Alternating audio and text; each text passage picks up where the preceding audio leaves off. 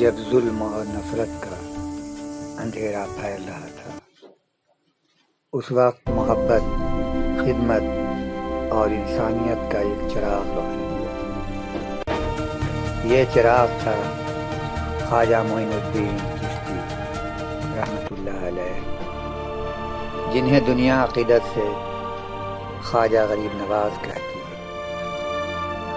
آپ نے صرف عبادت ہی نہیں کی، بلکہ غریبوں، مسکینوں اور دکھی انسانوں کے دل جیت کر اسلام کی خوبصورت تعلیمات کو عام کیا۔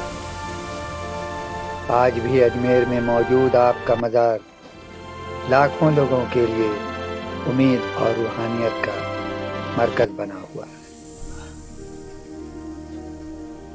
آئیے آج جانتے ہیں خواجہ غریب نواز رحمۃ اللہ علیہ۔ ایک درویش نے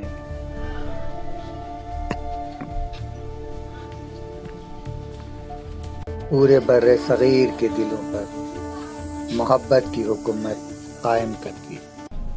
دوران سفر جب خواجہ غریب نواز رحمۃ اللہ علیہ سبزوار پہنچے،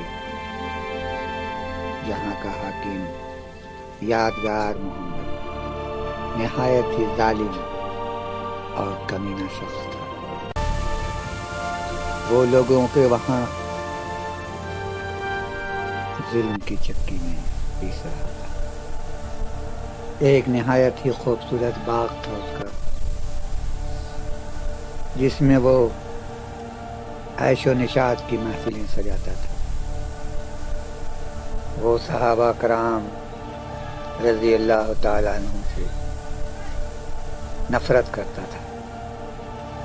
ان مقدس شخصیت کی شان میں نہایت ہی توہین آمیز جملہ استعمال کیا کرتا تھا اور ٹھہکا لگاتا تھا۔ حد یہ تھی کہ جن لوگوں کے نام بھی صحابہ کرام کے نام پر تھے، انہیں تکلیف دیتا تھا، اذیت پہنچاتا تھا۔ وہ اس مقام تک پہنچ گیا تھا جہاں اس کے جسم میں شیطان داخل ہو چکا تھا۔ جس خوبصورت باغ کو اس نے لگایا تھا شہر کے تھوڑا سا باہر، اسے وہ جنت کہتا تھا۔ یہاں خوبصورت کنیزیں، شراب و شباب، ہنگامہ ناو و نوش برپا کرتا رہتا تھا۔ جب حضرت غریب نواز رحمۃ اللہ علیہ اس سبزوار شہر میں داخل ہوئے تو آپ نے اسی باغ کا رخ کیا۔ اس وقت کوئی دربان بھی وہاں موجود نہیں تھا۔ حضرت خواجہ غریب نواز رحمۃ اللہ علیہ باغ میں داخل ہو گئے اور اس شہر کے حاکم یادگار محمد کی بنائی ہوئی حوض میں غسل بھی فرمایا۔ حوض کا پانی نہایت ہی خوشبودار تھا۔ غسل سے فراغت حاصل کرنے کے بعد آپ نے نماز 2 رکعت ادا کی اور تلاوت کلام مقدس میں مشغول ہو گئے۔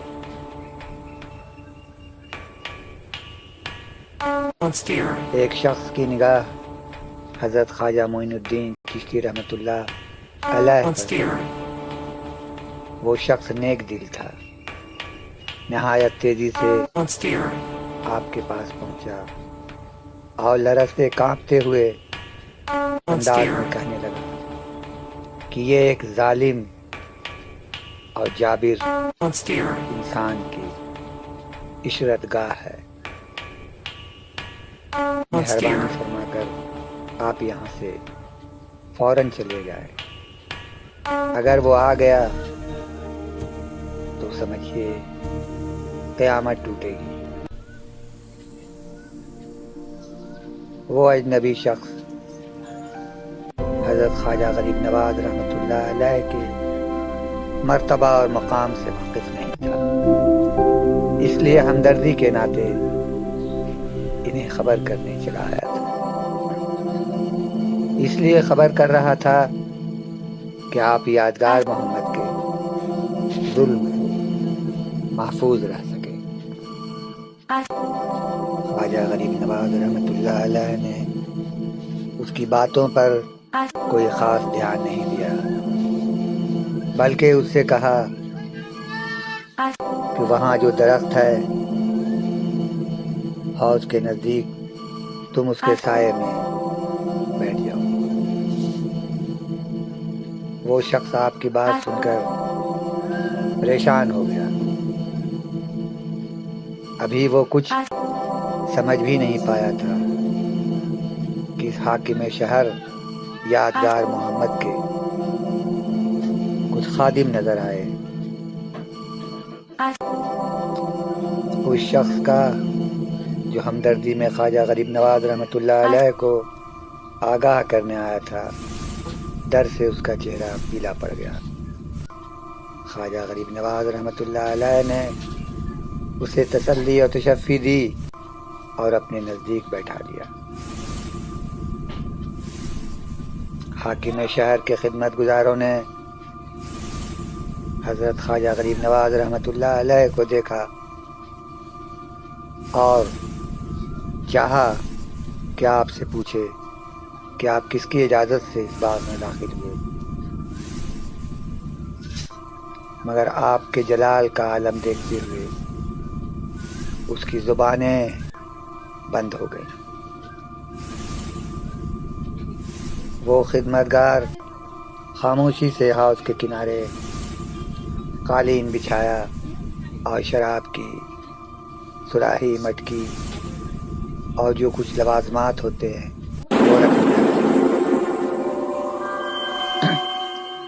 یہ اس بات کی پہچان تھی کہ عنقریب یادگار محمد اپنی محفل عیش و نشرت یہاں سجانے والا ہے، اور پھر حاکم شہر یادگار محمد اپنے مصاحبوں کے ساتھ اپنے باغ عشرت میں خواجہ غریب نواز رحمۃ اللہ علیہ کو دیکھتے ہی اپنے نوکروں پر برس پڑا۔ یہ ہے کون اور ہمارے اس باغ میں داخل ہو گیا؟ اس کی اجازت کس نے دی؟ تم لوگوں کے رہتے ہوئے؟ وہ سارے خدمت گزار اور ملازمین چپ چاپ کھڑے تھے، مگر ڈر اور خوف سے ان کے جسم کانپ رہے تھے۔ انہیں اپنا بھیانک مستقبل صاف نظر آ رہا تھا۔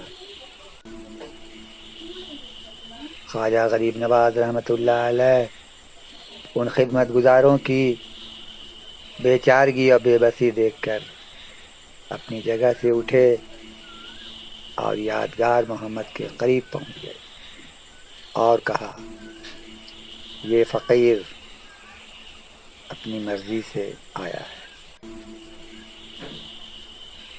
اور اسے کسی سے بھی اجازت لینے کی کوئی ضرورت نہیں ہے۔ یادگار محمد نے یہ جملہ سنا، مگر جیوں ہی حضرت غریب نواز رحمۃ اللہ علیہ سے اس کی نگاہیں ملیں، وہ بولنے کی قوت کھو بیٹھا۔ اس کے ساتھ جو مصاحب تھے وہ بھی پتھروں کی طرح چپ چاپ کھڑے ہو کر رہ گئے۔ خواجہ غریب نواز رحمۃ اللہ علیہ نے اس سے آگے کہا کہ یہ بے بس انسان بے قصور ہے، یہ تیرے سوال کا کیا جواب دیں گے؟ یہ تیرے سوال کا جواب نہیں دے سکتے۔ اتنا کہنے کے بعد خواجہ غریب نواز رحمۃ اللہ علیہ نے یادگار محمد کو دیکھا اور وہ نگاہ تھی چند ہی لمحوں کی تھی، مگر وہ ڈگمگایا اور گرا اور زمین پر ڈھیر ہو گیا اور بے ہوش ہو گیا۔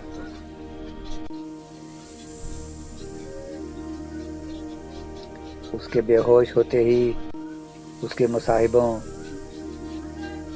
اور اس کے خادموں نے خواجہ غریب نواز رحمۃ اللہ علیہ سے التجائیں کرنی شروع کر دی۔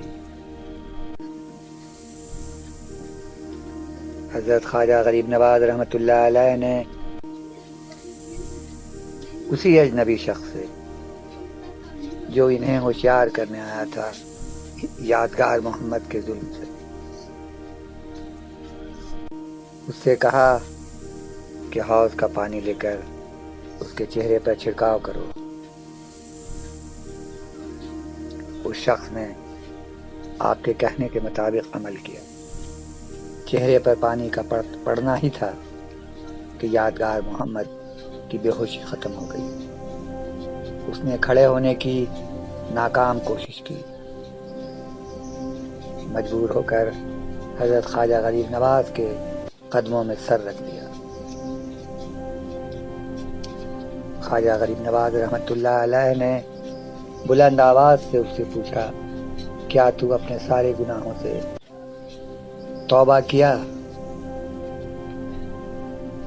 یادگار محمد نے لرزتی ہوئی آواز میں کہا، میں اپنے سارے گناہ، ساری سیاہ کاریوں سے توبہ کر چکا ہوں۔ خواجہ غریب نواز نے دوبارہ پوچھا کہ اب تیرا عقیدہ کیا ہے؟ اس نے کہا، میرا سینہ روشن ہو گیا ہے آپ کی طفیل سے۔ اب یادگار محمد ہچکیوں کے ساتھ رونے لگا اور کہنے لگا، اللہ کی قسم، تمام صحابہ کرام بزرگ محترم، ان کے قدموں کی خاک بھی میرے لیے مقدس ہے۔ آج وہ صحابہ کرام رضی اللہ تعالیٰ عنہ کی عظمت کا اقرار کر رہا تھا۔ اس نے اپنا سارا مال و اسباب خواجہ غریب نواز رحمۃ اللہ علیہ کے قدموں میں ڈھیر کر دیا۔ خواجہ غریب نواز رحمۃ اللہ علیہ نے کہا، مجھے اس کی کوئی ضرورت نہیں ہے، یہ جس کا ہے اس کے حقدار تک اسے پہنچا دو۔ وہ فرمانبرداری کے ساتھ اٹھا اور ظلم و ستم کر کے جس کا مال ہڑپ کیا تھا اس تک پہنچا دیا اور غریبوں اور مسکینوں میں تقسیم کر دیا۔